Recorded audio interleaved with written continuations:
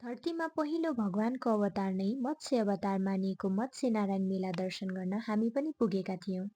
चोवारबाट किर्तिपुर नयाँ बजार गेट हुँदै हामी करिब 10-15 मिनेटमा मत्स्य नारायण मेला पुगेका थियौं।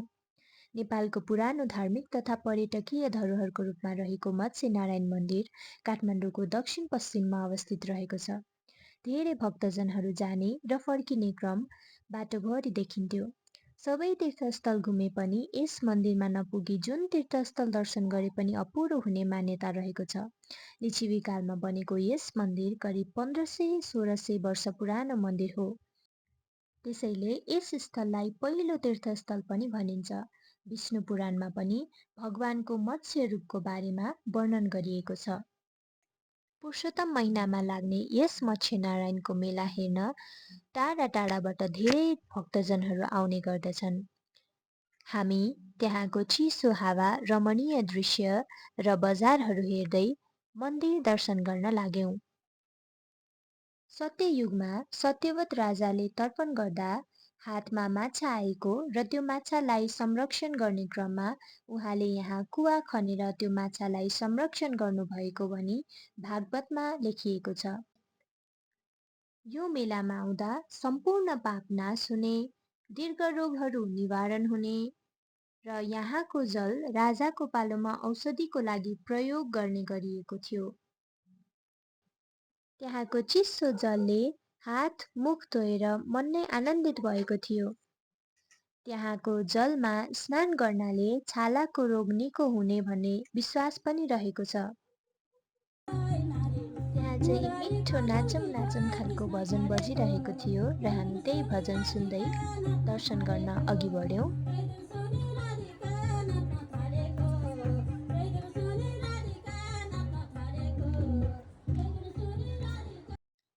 चिसो हावा, भगवानको स्वरूप भएको माछा पोखरी र अगाडि भगवानको प्रत्यक्ष मुहार झल्किने नारायणको स्वरूप देख्दा मन नै आनन्दित भएको थियो।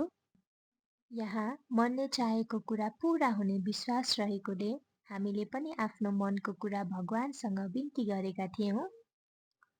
फूलपाती, दक्षिणा, फलफूल सबै राखी भगवानको सामु अर्पण गरियो र हामीले प्रसाद पनि पाएका थियौं, जुन लिँदाखेरि साह्रै रमाइलो भएको थियो।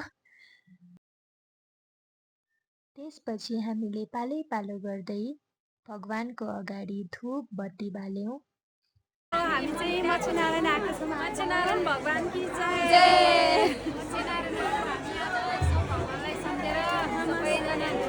हामीले चाहिँ दर्शन गरिसक्यौँ। अब हामी फर्किँदैछौँ है। अब चिसो चिसो छ मौसम, अब तातो तातो चिया खाएर हामी घर फर्किन्छौँ। त्यसपछि हामीले गुरुबाको हातबाट सबैजनाले पालै पालो टीका लगायौं। त्यसपछि हामी विष्णुदेवी मन्दिरमा पुग्यौं र त्यहाँ गएर पनि हामीले दर्शन गर्यौं। विष्णुदेवी देवीको अवतार भएको मन्दिरमा चाहिँ म पहिलो पटक पुगेको थिएँ। अस्ति नैको पालि चाहिँ म यहाँ आएको थिइनँ। धेरै नै भिड थियो। सानो भएर पनि निकै भक्तजनहरू हुनुहुन्थ्यो। फर्किने क्रममा चाहिँ हामीले माताजीसँग फोटो र भिडियो खिच्नको लागि आग्रह गर्यौं र उहाँले पनि मान्नुभयो। र यहाँ चाहिँ हामीले खुवा चाख्यौं र हामीले बाटोमा खानको लागि पनि थोरै खुवा लिएर गएको थियौं, जुन चाहिँ साह्रै मिठो भएको थियो।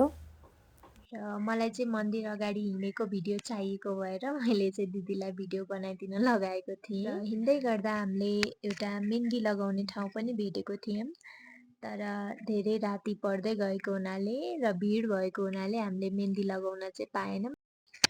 र फर्किने क्रममा चाहिँ हामीले बजारमा धेरै नै अर्ग्यानिक कुराहरू जस्तै मकैहरू, आलसहरू, यस्तो धुलोहरू चाहिँ त्यही गाउँको उत्पादन भनेर राखिएको पनि भेटेका थियौँ।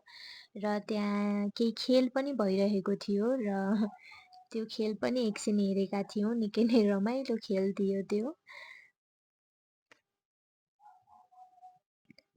र हामीले त्यहाँ चाहिँ विभिन्न कलरको मालाहरू पनि हेरेका थियौँ, जुन चाहिँ राम्रो पनि थियो र एकदमै सस्तो पनि लागेको थियो।